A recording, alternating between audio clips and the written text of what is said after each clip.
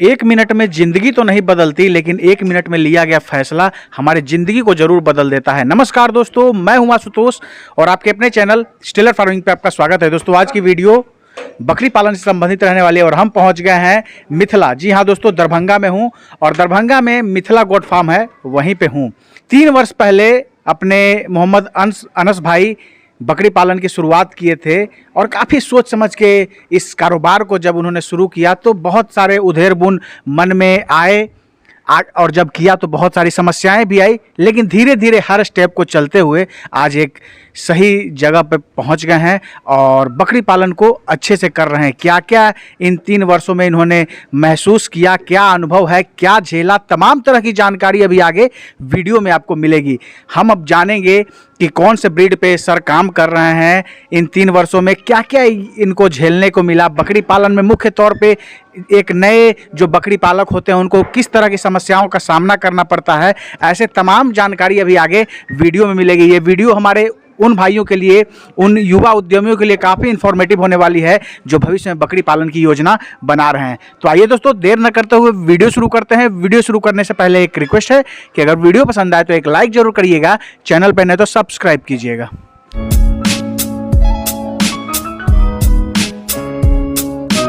Sir, हमारे channel पे आपका स्वागत है। नमस्कार सर, आपका भी स्वागत है हमारे न्यू मिथिला गोट फार्म पे सर। सर, अपना पूरा परिचय और यहाँ आपका फार्म का जो पूरा एड्रेस है हमारे व्यूअर्स को बताइए। सर, ये एड्रेस हुआ आपका मोहल्ला शेर मोहम्मद भीगो दरभंगा, जिला आपको दरभंगा में आएगा, स्टेट बिहार। कब से बकरी पालन का काम कर रहे हैं? सर, ये हमको हो गया 3 साल हो गया सर करते हुए गोट फार्मिंग सर। अनस भाई, इसके पहले क्या कर रहे थे? सर, इससे पहले तो इंजीनियरिंग मैंने कर रखा है सर, पंजाब से। इससे पहले हम यहाँ बैंगलोर में जॉब कर रहे थे सर। अच्छा, बीटेक किए हुए हैं आप? जी सर, डिप्लोमा इंजीनियरिंग कर रखा है सर। जी सर, मैकेनिकल से सर।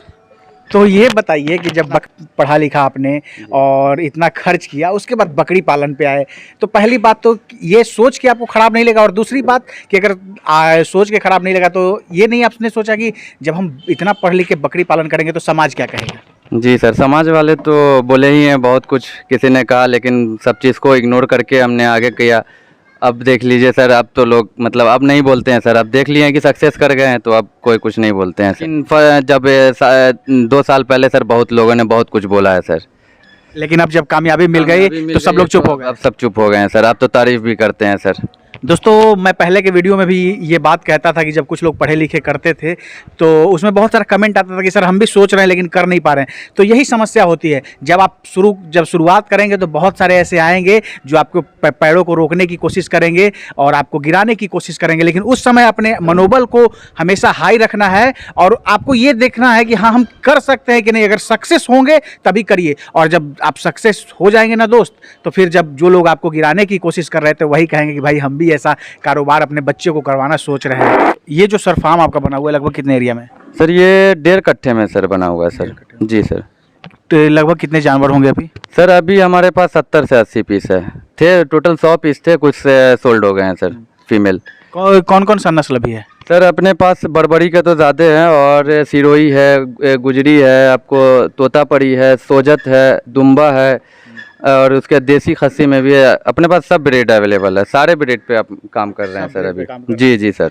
एक बात ये बताइए कि जब हम किसी चीज़ का, किसी लाइव स्टॉक का काम करते हैं तो शुरुआती दौर में समस्या आती है, तो आपके साथ क्या समस्या आई? सर, समस्या यही आई थी कि शुरू में वैक्सीन और ट्रेनिंग ये चीज़ नहीं लिया था मैंने, तो मुझे कुछ पता नहीं था कैसे क्या खिलाना है पिलाना है। तो उस टाइम कॉस्टिंग भी बहुत ज़्यादा आ रहा था, प्लस डॉक्टर का चार्जेस भी आ रहा था। फिर उसके बाद वही ट्रेनिंग का मैंने पता किया तो उमेश सर का पता चला, उसके बाद ट्रेनिंग लिए हैं। तो 2 साल 2.5 साल से अब मुझे कोई दिक्कत नहीं आ रहा है सर। कोई भी थोड़ा दिक्कत होता है तो उमेश सर को मैं बोल देता हूँ, उमेश सर मेरा हेल्प कर देते हैं सर। मुख्य समस्या जो है सर वो सर्दी, खांसी, बुखार, ये चीज़ आपके फार्म पे आएगा। बस उसको केयर करने के लिए सर पानी जो है, पानी सब पानी का खेल होता है। खाने से पहले आप सुबह जो डायरेक्ट खोलते हैं तो उस टाइम पानी मत दीजिए, पहले खाना खिला लीजिए, उसके बाद आधा घंटा रुक कर आप फिर पानी पिलाइए, ठीक है। दिन के टाइम आप पानी हटा दीजिए 12-1 बजे के करीब, क्योंकि क्या है ना, बकरे लोग धूप में बैठेंगे, धूप में प्यास लगेगा तो वो पानी की तरफ जाएंगे, पानी पियेंगे तो तबीयत ख़राब होना ही है, सर्दी खांसी बुखार। तो दिन के टाइम पानी ना रखें, एक बार सुबह के टाइम पानी पिला दीजिए, एक बार शाम के आप 4 बजे तक पानी पिला दीजिए, तो आपके जानवर में कोई दिक्कत नहीं आएगा सर। बस यही परेशानी आएगा। अगर आप पानी दिन के टाइम पिलाएंगे तो सर्दी खांसी बुखार इस चीज़ से आप परेशान रहिएगा सर। ये जो सर्दी खांसी बुखार वाला जो है, ये एक कॉमन सा प्रॉब्लम ये common है, है। वो सबको आता ही आता है। हाँ, ये तो कॉमन है सर, ये तो हर फार्म पे आता ही आता है। तो अभी जिस बात की आपने जिक्र किया, जिस बात पर चर्चा किया कि अगर ऐसे करेंगे, ये सब मेजर्स लेंगे तो ये सब समस्याएं नहीं आएगी। ये सब समस्या नहीं आएगी। अगर आप यही पानी का अगर शेड्यूल सही रखेंगे, सुबह के टाइम सिर्फ दिए, फिर उसके बाद सारा पी लिया, पानी हटा दिए, फिर शाम में दे दिए, तो अगर आप वैसे प्रॉपर रखिएगा तो किसी में बीमारी भी नहीं आएगा, ना आपको तबीयत खराब होगा, ना बुखार, ना निमोनिया, ना ये सर्दी कुछ नहीं होगा भाई सर। जैसे अब जैसे ये बीमारी की बात चली है, तो एक चीज़ ये भी पूछ लेते हैं कि जैसे हम अगर एक दो बकरी रखते हैं तो उसमें कोई ज़्यादा समस्या हमको झेलने को नहीं मिलता है, लेकिन जब हाई डेंसिटी में हम रखते हैं, घनत्व में जब हमारे पास बकरियां रहती हैं, तो बीमारी आती ही आती है। तो उसका टीकाकरण वगैरह का क्या आपके पास शेड्यूल है, कैसे उसका प्रबंधन करते हैं, क्या मैनेजमेंट है? चीज़ों को एक्सप्लोर करके हमारे दर्शकों को बताइए। जी सर, अगर एक दो पीस रखते हैं तो उसमें तो बीमारी आने का चांस नहीं है सर। अगर वही झुंड बीमारी जो है बकरों का, वो झुंड में आता है। अगर रखना चाह रहे हैं 10 पीस अगर रख रहे हैं आप, तो आप उसमें वैक्सीन लगा कर रखिए, तभी आपका प्रॉपर फार्मिंग चलेगा सर। अगर बिना वैक्सीन के हैं तो फार्मिंग सर सक्सेस नहीं है, जहाँ तक मैंने 3 साल में देखा है सर। अगर फार्मिंग कर रहे हैं आप, वैक्सीन अगर लगाएं प्रॉपर, तो आपका खस्सी बकरी जो है वो तंदुरुस्त भी रहेगा सर, एक देखने में शाइनिंग भी रहेगा बॉडी पे। और वही वैक्सीनेटेड वगैरह नहीं रहेगा तो आप मतलब उसमें शाइनिंग वगैरह कुछ नहीं रहता है सर, और ना तंदुरुस्ती दिखेगा आप में। आपके पास जो भी जानवर है ये टोटल वैक्सीनेटेड हैं या ऐसे ही हैं? नहीं सर, हमारे पास सारे वैक्सीनेटेड है सर। अगर इसमें से मान लीजिए कि कुछ जो अभी जो स्क्रीन पे वीडियो चल रहा है, और कुछ ऐसे हमारे भाई हैं जो अगर कुछ उनके पास रिक्वायरमेंट है 2-4 बकरियों की, तो क्या यहाँ से वो खरीद भी सकते हैं या आपसे ले भी सकते हैं? जी सर, देखिए अभी तो अपना फार्मिंग चल रहा है, तो अभी है हमारे पास बच्चा। अगर कोई फार्मिंग करना चाहते हैं तो उनको मैं अपने यहाँ का बच्चा मतलब प्रोवाइड कर सकता हूँ सर। सारे वैक्सीनेटेड रहेंगे, PPR, FMD, ET, ये 3 चीज़ का मैं वैक्सीन करके ही देता हूँ। कहीं भी अगर सेल करता हूँ तो मैं कभी भी तो वैक्सीन करके ही सेल करता हूँ सर। अनस भाई, एक चीज़ देख रहे हैं कि सबसे जो शानदार, अभी हम आए तो बहुत देख के खुशी मिली कि आपके पास दुम्बा है। इसको कहाँ से आपने लाया? सर ये दुम्बा मैंने सर ये यूपी से मंगवाया था सर, मेल और फीमेल सर। इसका भी मैंने सोचा था फार्मिंग करने का, लेकिन थोड़ा उस टाइम कुछ दिक्कत आ गया था, तो जिसके कारण मुझे फीमेल हटाना पड़ा। तो अभी फिर से प्लानिंग चल रहा है, आगे मतलब सेटअप मैं डालूंगा दुम्बा का भी। ये मुझे लग रहा है बिहार में पहली बार होगा। जी सर, ये कि बिहार किसी में फार्म पे सर दुम्बा है। जी सर, बिहार में सबसे पहला फार्म है जो सर आपको दुम्बा दिखा है सर। आप बिहार में कोई फार्म पे आपको दुम्बा नहीं दिखेगा सर। तो फीमेल को आपने हटा क्यों दिया? सर फीमेल को इसलिए हटा दिया ना सर, थोड़ा रेट उसका सही मिल रहा था, इस वजह से मैंने उसको सेल कर दिया। बाकी फिर उस टाइम अभी पहले बच्चा भी था, ये हमारा जो ब्रीडर है अभी, वो उस टाइम 3 महीने का था, तो इसलिए अब प्लानिंग कर रहा हूँ मैं कि फीमेल लाकर आपसे इसका मतलब बढ़ाने का। ये कितना लगभग लाए थे, तो क्या खर्च क्या पड़ा था, कितना कॉस्टिंग गिरा था? खर्च मुझे मेल का पड़ गया था 3 महीने का सर 50,000। 3 महीने का 50,000? 50,000 पड़ गया था सर, क्योंकि क्वालिटी पे डिपेंड करता है, कलर पे डिपेंड इस पे करता है। अगर सर आप वाइट लीजिएगा ना 3 महीने का, तो उसका और चार्जेस होता है, 65-70 हज़ार रुपये चला जाता है सर। इतना महंगा बिकता क्यों है? सर ये खूबसूरत चीज़ होता है, क्वालिटी, और उसके बाद ये हम लोग के कुर्बानी में सर सबसे पहले इसी का कुर्बानी दिया गया था।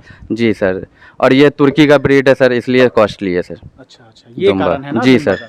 ये देख रहे हैं कि अलग अलग, अब 12 अलग अलग बनाए, उधर किसके लिए है, इसको किस लिए बनाया है, इसको किस लिए बनाया है, चीज़ों को बताइए। जी सर, फार्मिंग में सर ये चीज़ हमेशा ध्यान रखिएगा सर कि ब्रैकेट देना बहुत ज़रूरी होता है। जो मेल आपका एक तरफ हो, फीमेल एक तरफ हो, और बच्चा एक तरफ हो। इसमें क्या होता है ना कि कोई छोटे एज वाली होती है, अगर आप एक साथ रख रहे हैं, तो कोई छोटे एज वाली बकरी होती है तो वो क्रॉस कर जाती है, तो फिर उसमें ना ग्रोथिंग आता है, ना उसके बच्चे में ग्रोथ आता है, ना दूध फेरा, तो फिर वो बच्चा क्या पालेगी। तो ये सब ध्यान रखना पड़ता है। प्लस उसके बाद बकरे में मारपीट देखते ही है, वो सब होता है, उसमें भी लॉस का। बकरा ही जो है बकरा का दुश्मन होता है। हाँ, बकरा बकरी एक दूसरे का दुश्मन ही होता है सर।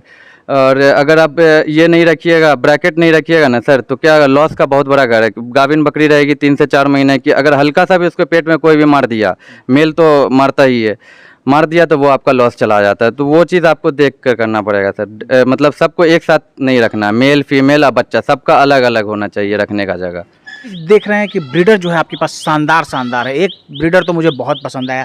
सबसे पहले कितना ब्रीडर है ये बताइए। ब्रीडर सर अपने पास अभी लगभग 3 पीस है सर, बड़बड़ी का, जिसमें एक का वज़न है आपको 65 kg प्लस। एक आपका बड़ा जो था काफी शानदार क्वालिटी में है। जी जी जी सर। लगभग कितना उसका अगर अभी लाए हैं कहीं से या शुरू से ही उसको पाला उसको मैंने मतलब जब वो 1 साल का था तभी मैंने लाया था, जब छोटा था वो 1 साल का तभी लाया था। अभी ये 4 दांत पे है सर, और ये अभी 70 केजी पे है। 70 केजी जी सर, ये क्वालिटी है सर, प्योर ब्रीड है सर ये। एक चीज पूछ लेता हूँ, अगर उसको लेना चाहता हो तो क्या आप उसको बेचेंगे या रखेंगे अपने पास? जी सर, मैं सेल कर दूंगा, क्योंकि हमारी बकरी उससे सारी मतलब ये हो चुकी है, प्रेग्नेंट हो चुकी है अच्छा, सर। तो अगर कोई लेना चाहते हैं तो सर इसको सेल कर दूंगा मैं। अब एक महत्वपूर्ण बात आती है अनस भाई कि अभी कुर्बानी का समय आने वाला है और कुर्बानी में जो है काफ़ी मारा मारी होती है, काफ़ी डिमांड होती है। अच्छे क्वालिटी के जो बकरे हैं वो मार्केट में मिल नहीं पाते। तो ये बताइए कि आपके पास कुर्बानी के भी बकरे हैं? जी जी सर, कुर्बानी का खस्सी मैं तैयार करता हूँ हर साल सर कुर्बानी के लिए। अभी कितना? अभी हमारे पास लगभग सर 25 पीस कुर्बानी के खस्सी है सर, जिसमें बड़बड़ी है, सोजत है, उसके बाद आपको अपना देसी है सर।